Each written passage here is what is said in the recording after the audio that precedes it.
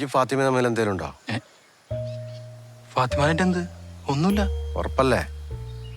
എന്നാ വിശ്വസിച്ചോട്ടെ. ആയിക്ക സത്യമായിട്ട് ഒന്നുമില്ല. ഒന്നുമില്ലെന്ന് പറഞ്ഞില്ലേ? വെറുതെ പായ കൊണ്ട് പറഞ്ഞിട്ട് കാര്യമില്ല. ഓനെന്തിനാ കണ്ണീരൊപ്പിയേ? പറ, ഓനെന്തിനാ കണ്ണീരൊപ്പിയേ? മാറിക്ക്, അങ്ങോട്ട് മാറിക്ക് നാസറേ.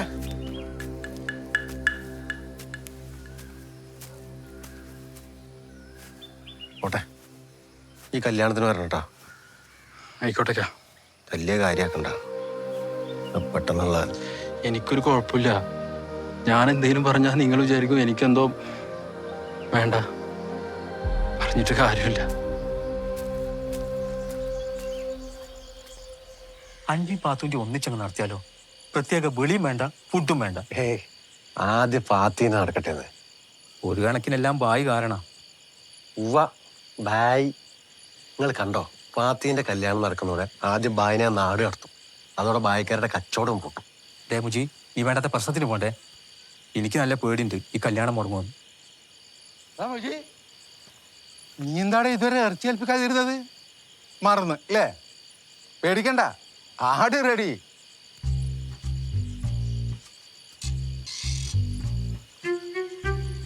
അല്ലാന്ത്രോ, അത് പിന്നെ ഇവൻ വേറെ ആളെ ഏൽപ്പിച്ച്.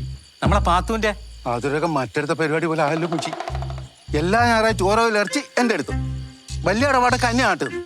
ആയിക്കോട്ടെ, രണ്ടും കൂടി ഞായറാഴ്ച വാ, ഇറച്ചി വാങ്ങാം കേട്ടോ. അന്ത്രോ, അങ്ങനെ പിണങ്ങിപ്പോലെ. ഇതിപ്പോ അലാക്കി ലൗലിയും കഞ്ഞിന്ന് പറഞ്ഞ പോലെ ആയല്ലോ.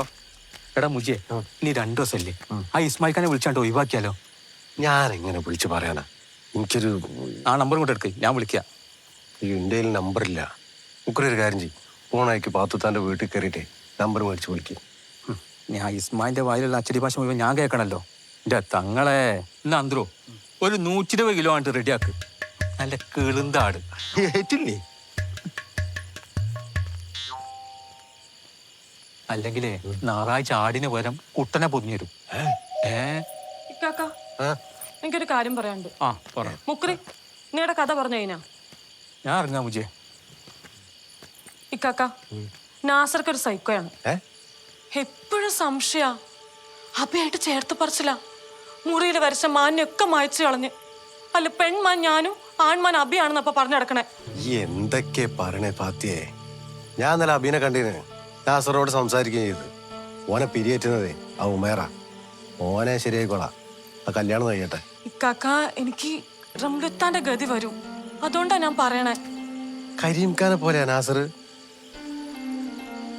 നമുക്ക് അബീനോട് എന്തേലും ഉണ്ടോ? ഇക്കാക്ക, ഞാൻ അബിയുടെ കാര്യമല്ല ഇവിടെ പറയണേ, ഞാൻ നാസർക്കന്റെ പ്രശ്നമാണ് പറയണേ. എന്താ മുജേ, എന്താ പ്രശ്നം? ഓളുടെ ഓരോ തോന്നലുകൾ. എന്താണേ പറയടോ. ഒന്നുമില്ല, നാളെ പള്ളിയിൽ നിന്ന് കാണാം.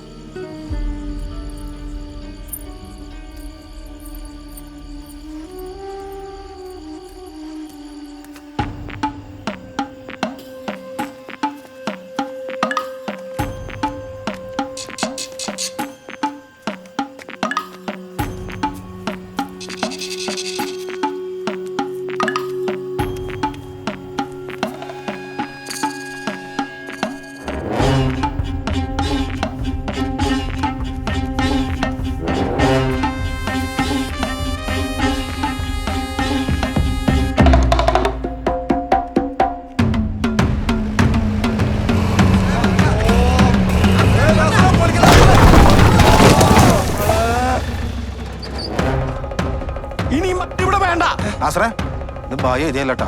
ബായിക്ക് മലയാളം എഴുതാൻ അറിയില്ല എന്ന് നിനക്കറിയാലോ. പായും കോയൊന്നും അല്ല, ഇതാരാ ചെയ്തെന്ന് നാസറിനറിയാം. നാസറേ, ആരെഴുതിയാലും ഫാത്തിമക്കാരോടോ പ്രേമുണ്ടെന്ന് അറിയണ്ടേ? കാക്കിന്റെ മാന്തൽ പോലെ JCBന്റെ മാന്തലേ.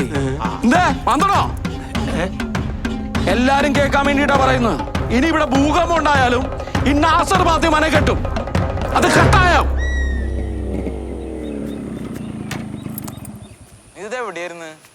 എന്നോടൊന്നും പറയിപ്പിക്കണ്ട. നീ ഇതെന്ത് പോക്കിത്തരാടാ കാണിച്ചേ? ആ നാസർ വിചാരിക്കൂല ഞാനാന്ന്. എന്നെ തല്ലിട്ട് അങ്ങനെ സമാധാനമായിട്ട് കെട്ടണ്ട. ഞാൻ ഇതൊക്കെ പുകിലാണോ ഇനി ഉണ്ടാവുക? ഏത് നേരത്താണോ ഈ നാട്ടിൽ കാലുകുത്താൻ തോന്നി? എനിക്ക് പേടി അവളെയാ. അവളെങ്ങാനും അരഞ്ഞാണ കേസ് വീട്ടിൽ പോയി പറഞ്ഞാണ്ടല്ലോ. തീർന്ന്. എന്ത് ചെയ്യണി? നമുക്കൊന്ന് ഭയനാണ്ടല്ലോ.